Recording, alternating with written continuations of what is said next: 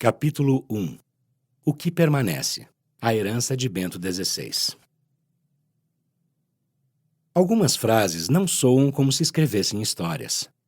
Algumas cenas não parecem mudar o mundo. Somente mais tarde, em retrospectiva, é que essas frases e cenas recebem seu sentido como um todo, tornando-se compreensíveis para o ouvinte ou o observador. De repente, todos os disparates produzem um sentido, adicionando muitos detalhes a um grande todo. Tal como a cena ocorrida em 18 de abril de 2005, na igreja mais importante do mundo, a Basílica de São Pedro, em Roma. Mais tarde, cronistas e testemunhas descreveram e analisaram esse momento de diversas maneiras. Entretanto, na tarde daquela segunda-feira, ninguém conhecia ainda sua importância, ou seja, do momento em que um homem magro, de cabelos brancos e traje de um vermelho vivo começou a falar. Seu nome é Joseph Ratzinger. Ele era cardeal e prefeito da Congregação para a Doutrina da Fé. Em 2002, o alemão foi eleito cardeal decano e, a partir da morte do Papa João Paulo II, tornou-se o homem mais poderoso da Igreja Católica. Por essa razão, foi Ratzinger a proferir o sermão na missa Pro Eligendo Papa, sempre realizada antes do início do conclave. E assim, ele se encontrou no centro da cristandade, tanto no sentido literal quanto naquele figurado. Atrás dele, as 4 colunas colossais do altar esculpido por Bernini no centro da Basílica de São Pedro. À sua frente, seus colegas cardeais com direito a voto sentados em 3 fileiras de cadeiras. Naquela tarde de segunda-feira, Ratzinger dirigiu-se a eles e, ao mesmo tempo, ao mundo inteiro, ao exortar todos à luta contra o relativismo e em favor da verdade. O homem de 78 anos lembrou a ditadura do relativismo, que nada reconhece como definitivo e, como última medida, considera apenas o próprio eu e seus desejos, e o Evangelho segundo São João, que diz: Eu vos nomeei para que vades e deis fruto, e o vosso fruto permaneça. E o prefeito alemão da Congregação para a Doutrina da Fé continuou: Precisamos produzir frutos que permaneçam. Todas as pessoas querem deixar um rastro que permaneça. Mas o que permanece? Não o dinheiro, tampouco os edifícios e os livros. Portanto, o fruto que permanece é o que semeamos nas almas humanas. O amor, o conhecimento, o gesto que consegue comover o coração, a palavra que abre a alma para a alegria do Senhor. Vamos nos abrir e pedir ao Senhor. Ele haverá de nos ajudar a produzir um fruto que permaneça. Minutos depois, Joseph Ratzinger encerrou seu sermão. Seus confrades do Colégio de Cardeais permaneceram em silêncio, começaram a refletir. Na época, quem poderia imaginar que estas frases seriam parte da cena principal e corresponsáveis por aquilo que aconteceu pouco depois? Um dos mais rápidos conclaves da história mais recente da Igreja, com a eleição justamente de Joseph Ratzinger para o Papa Bento XVI. 8 anos depois, Bento XVI já não era Papa nem cardeal, pois em 28 de fevereiro de 2013 renunciou a seu cargo de sucessor de São Pedro. Com isso, o alemão fez o que era inconcebível até então. Se relermos as frases acima citadas, as perguntas se tornam evidentes. Que fruto Bento XVI havia produzido? Esse Papa tocou o coração das pessoas? Ou simplesmente, o que permaneceu do Papa Bento XVI, o Papa que veio da Alemanha? Quando João Paulo II faleceu, especialistas e leigos concordavam em uma coisa: o que permanece são as imagens. Os registros do Papa esquiando, do padre apressado e devoto, cheio de energia, com solidéu e sotaina. Ao mesmo tempo, as fotos do pontífice sofrendo, do Papa polonês que, no final, perdera as forças e até mesmo a voz, e que tornava pública sua morte. Dificilmente alguém esquecerá essas imagens, bem como a lendária citação que as acompanha como uma legenda: Não se desce da cruz. De Bento XVI também há registros igualmente impressionantes. No entanto, serão menos as imagens que permanecerão do que talvez seus livros. Portanto, que ironia sutil o fato de justamente o Papa best-seller ter dito antes de ser eleito: tão poucos edifícios e os livros permanecem. Pelo menos na era moderna, nenhum sucessor de São Pedro escreveu e publicou tanto como o Papa Professor da Baviera. Sua carga de trabalho era enorme, como mostra este pequeno exemplo. Só nas 5 semanas que antecederam sua renúncia, Bento XVI escreveu mais de 20 discursos. Durante todo o seu pontificado foram mais de 1.500. Sermões e cartas, para não falar das saudações em audiências, de suas catequeses às quartas-feiras e do Ângelus Dominical. Acrescentem-se a isso, ao longo dos mais de 8 anos de pontificado, suas 3 encíclicas, a forma máxima de doutrina papal, bem como, naturalmente, seus livros. Entre eles se destaca, sobretudo, a trilogia sobre Jesus, que representa uma exceção na história da Igreja Católica. Até então, raramente um papa havia escrito desta forma sobre Jesus de Nazaré. Parece quase absurdo, mas do ponto de vista da mídia, o representante de Cristo na Terra calou justamente sobre esse Cristo. Bento XVI rompeu esse silêncio com sua trilogia. Contudo, não sem enfatizar que, de certo modo, publicava os 3 volumes como pessoa privada.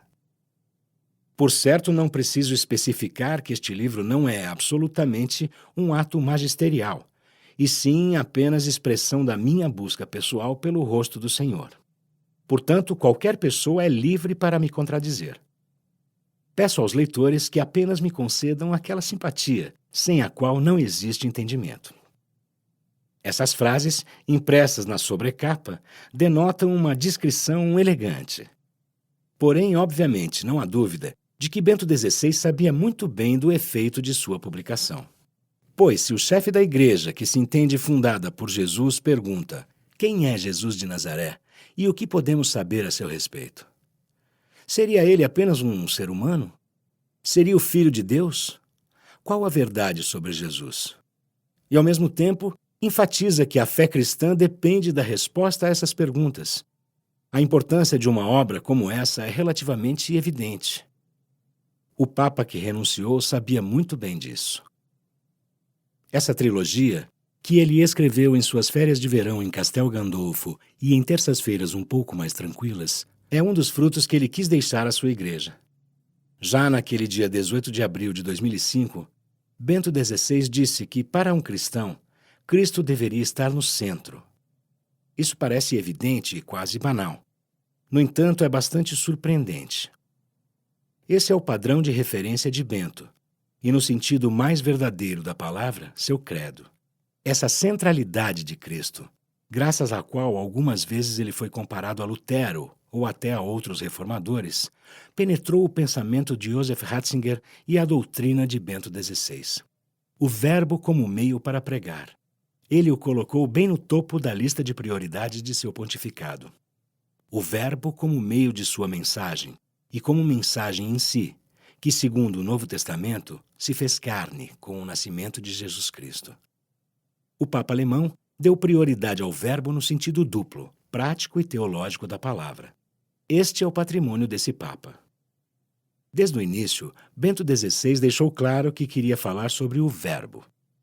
Por sua vez, suas palavras, que ele escolheu especialmente para isso, pertencem a seu legado. Esse Papa, que comparado a seu antecessor, parece menos caloroso e mais fechado em meio ao público, escreveu linhas quase poéticas sobre Deus e a fé. Ele escolheu o verbo e o exprimiu de maneira selecionada, especialmente quando se tratava de um de seus temas preferidos, o amor. O amor, assim disse ele naquela missa antes do conclave, seria um fruto ao qual se é comparado. Eis porque não causou muita surpresa o fato de a primeira encíclica de Bento XVI começar com uma passagem da primeira epístola de São João. Deus é amor, e quem permanece no amor, permanece em Deus e Deus nele. O título, que nas encíclicas quase sempre se orienta pelas palavras iniciais, diz: Deus é o amor. Em latim, Deus caritas est. Nessa encíclica, Bento XVI discute as diferentes dimensões do amor, o eros, o ágape e a caritas. Todas as suas exposições diferenciam, delimitam e, ao mesmo tempo, apontam para o motivo que o Santo Padre vê como um dos pilares do Evangelho. Deus é o amor, e quem permanece no amor, permanece em Deus e Deus nele. Nessas palavras, da primeira epístola de São João, fala-se do centro da fé cristã, da imagem cristã de Deus e da consequente imagem do homem e seu caminho rumo à clareza única. Além disso, no mesmo verso, João também nos dá, por assim dizer, uma fórmula para a existência cristã. Conhecemos o amor que Deus tem por nós e cremos nele. Cremos no amor. Assim, Cristo pode exprimir a decisão fundamental de sua vida. No início do cristianismo, não há uma resolução ética ou uma grande ideia, e sim o encontro com um evento, com uma pessoa, que confere à nossa vida um novo horizonte e, por conseguinte, sua orientação decisiva. Essa passagem é aqui citada em toda a sua extensão, uma vez que, conforme mencionado, ela ilustra um dos motivos fundamentais da renúncia do Papa. Esse motivo é um topos, ou seja, uma ideia recorrente no pensamento, na fala e na escrita de Bento. Ele a expôs à sua maneira, com enorme clareza e, ao mesmo tempo, grande paixão. Este será seu legado, que certamente será seguido por muitos elogios, e que o jornal canadense The Globe and Mail declara por ocasião de sua renúncia. É tempo de fazer um inventário. É tempo de agradecer a esse brilhante pastor. É tempo de aprender os ensinamentos que ficam de um grande mestre. E um pouco antes, a renúncia é uma decisão nunca ocorrida na modernidade. É perfeitamente apropriada a um dos maiores mestres da fé que a Igreja já conheceu.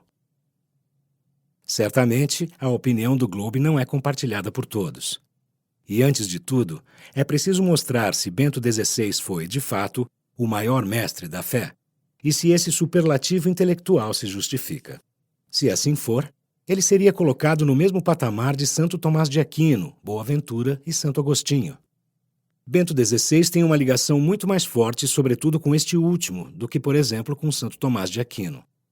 Já como jovem teólogo, ele se deixara inspirar por Santo Agostinho, intitulando sua dissertação como Povo e Casa de Deus na Doutrina de Santo Agostinho sobre a Igreja. Para o doutor da Igreja, o entusiasmo não se apagou mesmo depois de ter sido eleito Papa. Em 2008, como bispo de Roma, ele dedicou ao bispo de Hipona 5 catequeses de quarta-feira. Só esse fato já evidencia a importância de Santo Agostinho. Na quinta e última catequese, a audiência geral de 27 de fevereiro de 2008, Bento XVI leu para os milhares de fiéis a seguinte passagem. Depois que ele, Santo Agostinho, voltou para a África e fundou um pequeno mosteiro, mudou-se com poucos amigos para lá, a fim de se dedicar à vida contemplativa e ao estudo. Este era o sonho da sua vida. Naquele momento, ele estava apto a viver integralmente pela verdade, com a verdade e na amizade por Cristo, que é a verdade.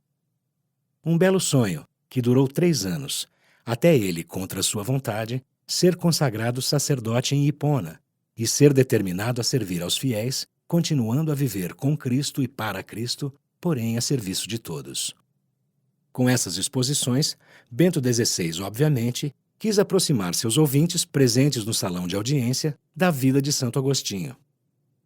O Santo Padre estava falando ao mesmo tempo não apenas sobre Santo Agostinho, mas também sobre si mesmo.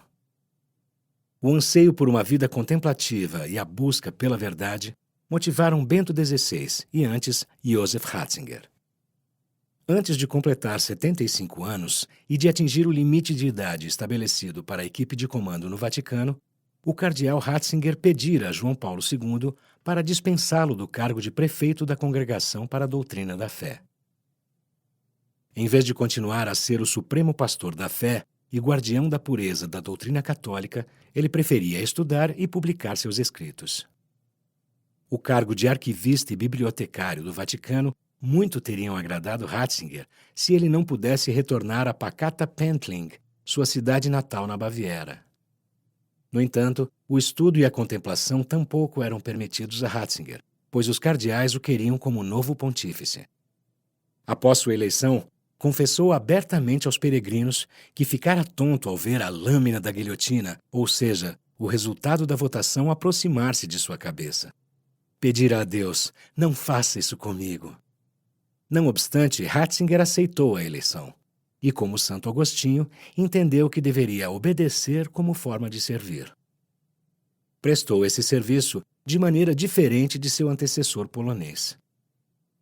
João Paulo II entregou seu corpo e, por fim, sua vida a esse serviço, fundindo-se ao cargo.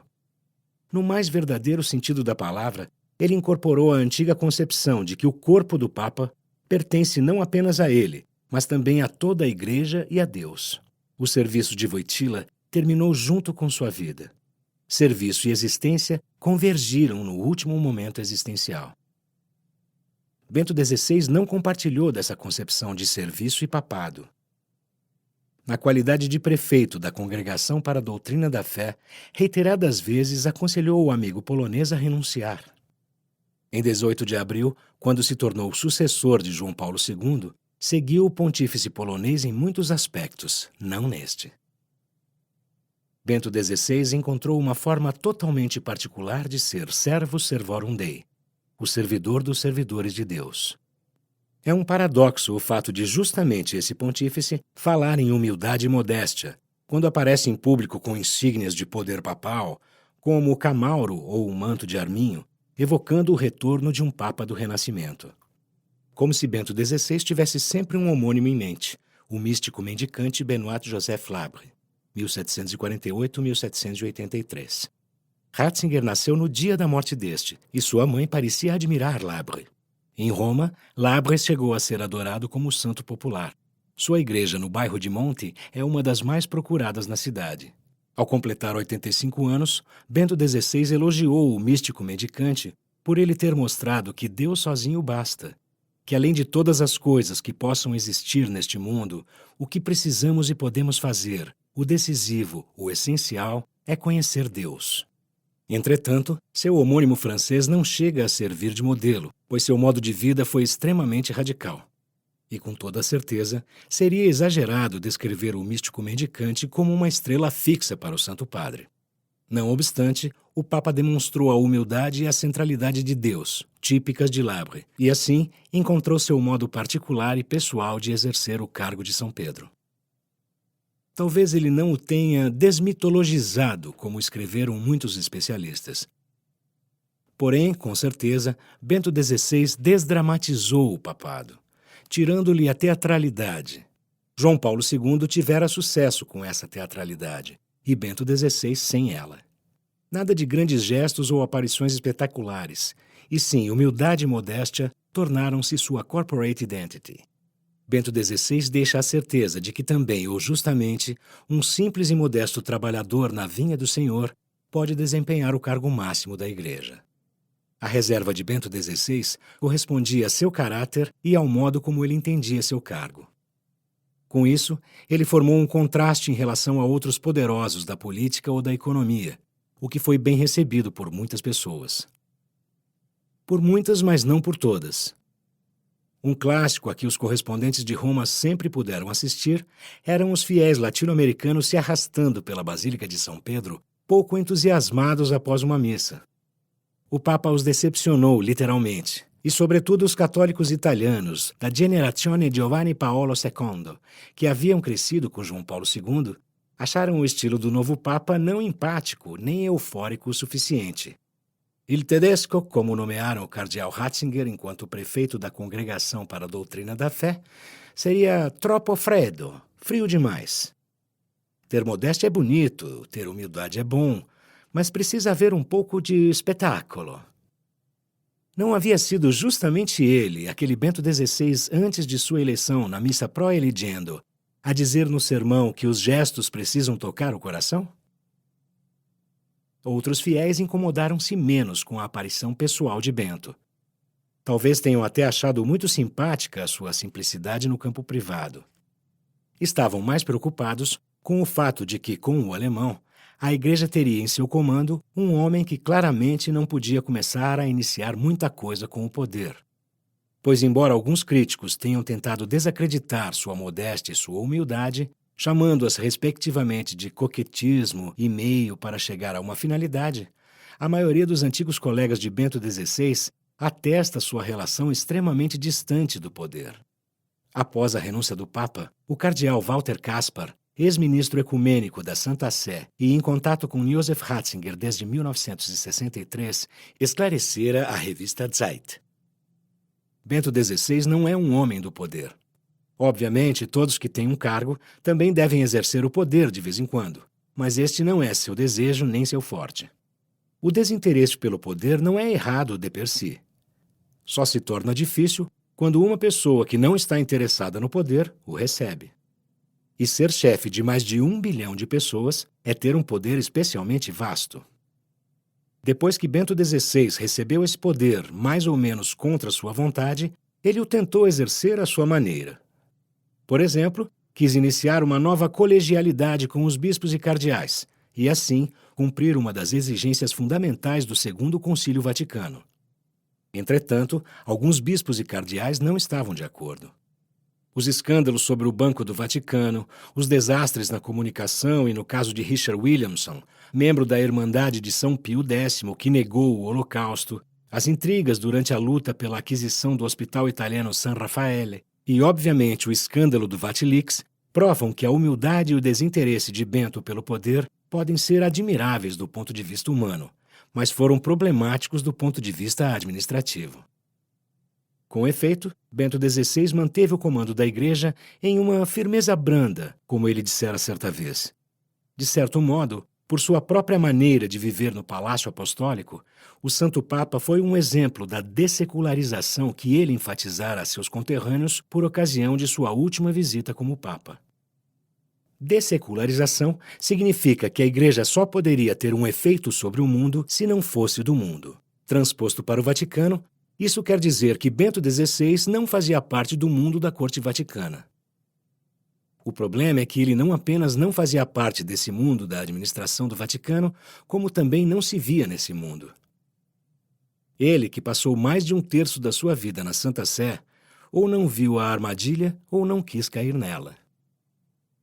E, em muitos casos, um pouco menos de brandura e um pouco de mais firmeza teria sido mais sensato.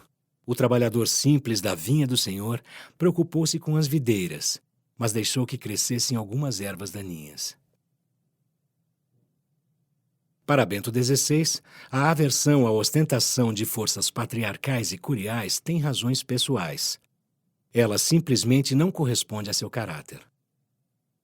Por isso, seria errôneo atribuir sua reserva ao pouco interesse ou até ao desinteresse pelo mundo e pelas pessoas. Durante seu pontificado e mesmo antes, quando era professor e prefeito, Bento XVI posicionou-se em relação a quase todos os âmbitos da vida. Não apenas em relação à ética ou à teologia. O Papa, supostamente apolítico, escreveu, por exemplo, inúmeros ensaios ou sermões sobre a Europa. Não é exagero chamar João Paulo II de um Papa do mundo e Bento XVI de um Papa da Europa.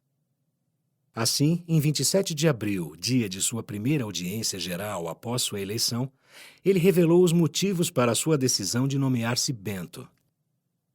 O nome Bento lembra também a extraordinária figura de São Bento de Núrcia, grande patriarca do Monacato Ocidental, que junto com São Cirilo e São Metódio é patrono da Europa.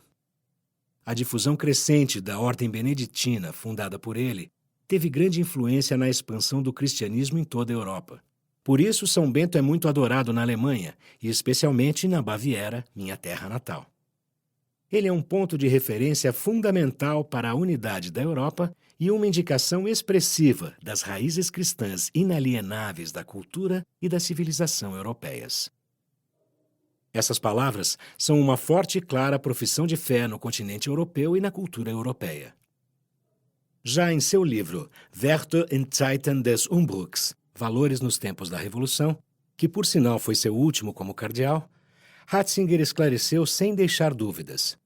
Os cristãos fiéis deveriam entender-se como uma minoria criativa e contribuir para que a Europa reconquiste a melhor parte de sua herança e, assim, sirva a toda a humanidade. Ao se colocar conscientemente, após sua eleição, como sucessor de Bento de Núrcia e ao seguir o exemplo do grande abade de Monte Cassino e patrono oficial da Europa, o Papa alemão declarou que a Europa é uma questão de máxima prioridade. Em inúmeras aparições e em inúmeros discursos, Bento XVI abordou a Europa como tema, questionou a identidade europeia, a herança judeu-cristã como fundamento ou o futuro do continente em um mundo globalizado e secularizado. Há muitas provas disso, por exemplo, em seu discurso proferido em Praga. A Europa é mais do que um continente, é um lar. Para Bento XVI, a Europa foi um lar. Por conseguinte, ele sentiu que era sua obrigação cuidar desse lar. Isso também significava elucidar criticamente essa Europa de hoje. Quando o Papa fala que a Europa tem de reconquistar a melhor parte de sua herança, isso não implica nada além da afirmação de que a Europa perdeu justamente essa sua melhor parte. Essas apreciações mostraram-se marcadas por certo ceticismo, que muitas vezes foi interpretado como um pessimismo cultural por parte de Ratzinger, como uma aversão à modernidade a priori. Não se pode negar esse pessimismo, assim como tampouco se pode negar, em certas questões, uma distância exagerada em relação à modernidade. No entanto, Bento XVI era um pessimista cultural e não era absolutamente um fatalista que, sediado no Palácio Apostólico, deixou a política ser política e o mundo ser mundo. Bento XVI tentou cumprir seu papel como pontífice, como construtor de pontes, quanto a isso não há dúvida. Mas será que ele realmente aproveitou seu peso como chefe de mais de 1 bilhão de seguidores para consolidar, expandir e utilizar a posição da Igreja como global player que João Paulo II havia conseguido ao atuar na Guerra Fria? É dia 18 de abril de 2008, uma sexta-feira em Nova York. Geralmente, pouco antes do fim de semana, a Big Apple se reanima. A atmosfera fica mais descontraída. A euforia que precede o fim de semana começa a se instalar. Só que naquele 18 de abril, novamente um 18 de abril, paira uma tensão sobre a cidade. Ela está concentrada no United Nations Plaza, no New Yorker East River. Ali se ergue o imponente quartel-general das Nações Unidas, que parece uma bateria de telefone celular em desequilíbrio. Nas últimas décadas, foram proferidos discursos lendários no Palácio de Vidro, como é designado o quartel-general da ONU. Em 12 de outubro de 1960, por exemplo, por Nikita Khrushchev, chefe do governo soviético, que durante seu discurso perdeu totalmente a compostura e, ao final, pôs o sapato em cima do púlpito. Segundo alguns observadores, ele teria utilizado seu sapato como um leiloeiro utiliza um martelo. Menos impregnados de testosterona, porém não menos incisivos, ali discursaram os papas que se dirigiram à Assembleia Geral da ONU e, portanto, ao mundo inteiro como chefes da Igreja Católica. Em 1965, Paulo VI discursou no Palácio de Vidro e fez uma defesa apaixonada da paz e da reconciliação, que culminou com a exortação arrebatadora: guerra nunca mais, guerra nunca mais. Guerra nunca mais. O Papa João Paulo II chegou a comparecer 2 vezes e aproveitou o palco para expor todo o seu talento de orador carismático. Cerrou os punhos, contraiu o rosto, falou baixo e alto. Em suma, João Paulo II fez um discurso arrebatador. Algumas pessoas no auditório ainda se lembravam dessas apresentações, quando, em 18 de abril de 2008, Bento XVI, o terceiro Papa, foi convidado. Seu discurso foi muito característico de sua personalidade. Erudito, preciso, silencioso. Bento falou na defensiva, tal como joga um meio de campo. Discreto, efetivo e com a precisão de um cirurgião. Seu discurso resumiu, literalmente, a diferença em relação a seus antecessores. Enquanto João Paulo II se tornava emocional, Bento permaneceu racional. Enquanto Paulo VI encontrava palavras apaixonadas, o Papa alemão buscou pensamentos sóbrios. Após o discurso, não foram poucos os que ficaram decepcionados. Alguns falaram de uma oportunidade perdida. Somente algum tempo depois é que começaram a prevalecer as avaliações positivas. Em seu livro, o político alemão Gernot Erler chegou a apreciar a apresentação de Bento como pioneira. O grande líder do SPD referiu-se ao trecho em que o Papa abordou a R2P, Responsibility to Protect. A chamada responsabilidade de proteção designa a obrigação de intervir em crimes contra a humanidade ou violações do direito internacional. Quando tropas ocidentais, sob o comando decisivo da França, ajudaram a derrubar o ditador líbio Gaddafi, o Conselho de Segurança apoiou-se na R2P. E em 17 de março de 2001, ratificou a Resolução 1973, com a qual se decidiu estabelecer uma zona de exclusão aérea, que foi o ponto de partida para a vitória dos rebeldes. 3 anos antes, naquele 18 de abril em Nova York, Bento XVI falara e advertira a respeito dessa R2P. O reconhecimento da unidade da família humana e o respeito pela dignidade inerente a toda mulher e a todo homem recebem hoje um novo impulso no princípio da responsabilidade de proteção. Apenas recentemente esse princípio foi definido, mas já estava implícito no período inicial das Nações Unidas e agora caracteriza cada vez mais sua atividade, disse Bento XVI pedindo: todo Estado tem a obrigação prioritária de proteger sua população de violações graves e reiteradas dos direitos humanos, bem como das consequências de crises humanitárias causadas tanto pela natureza quanto pelo homem. Quando se constata que os Estados não têm condições de garantir essa proteção, cabe à comunidade internacional intervir com os meios jurídicos previstos pela Carta das Nações Unidas e por outros acordos internacionais. Desde que respeitados aqueles princípios. Esperamos que você tenha gostado desta prévia. Para continuar ouvindo este audiolivro no Google Play Livros, use o link na descrição do vídeo.